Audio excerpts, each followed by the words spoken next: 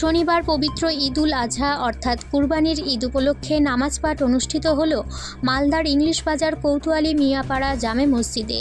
এলাকার কয়েকশো মুসলিম সম্প্রদায়ের মানুষের সঙ্গে একসঙ্গে ঈদের নামাজ পাঠ করলেন কোতোয়ালির গনি পরিবারের সদস্য তথা প্রাক্তন সাংসদ আবু হাশেম খান চৌধুরী এবং দক্ষিণ মালদার বর্তমান সাংসদ ঈশা খান চৌধুরী। তারা গ্রামবাসীদের সঙ্গে ঈদের নামাজ পাঠ করে ঈদের শুভেচ্ছা বিনিময়ে মেতে ওঠেন। জেলাবাসীকে পবিত্র ঈদের প্রীতি ও শুভেচ্ছা জ্ঞাপন করেন তারা।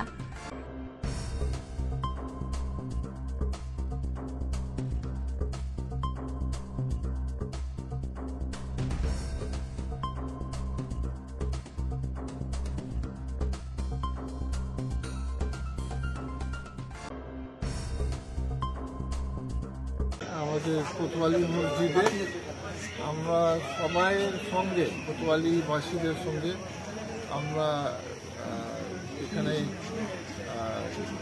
বাকরির দোয়া করলাম মসজিদে। এরপরে আমরা বাড়ি যাচ্ছি, কোতোয়ালির বাড়িতে লোকরা আসবে। আজকে বেশিরভাগ তো নিজের বাড়িতে বাকরিদ সামলায়।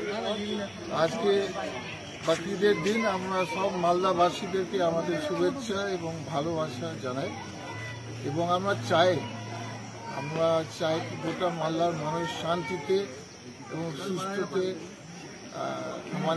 আমরা করছি সব মালদাবাসীদের জন্য, যাতে সবাই ভাই ভাই হিসাবে থাকে আর সবাই শান্তিতে থাকে।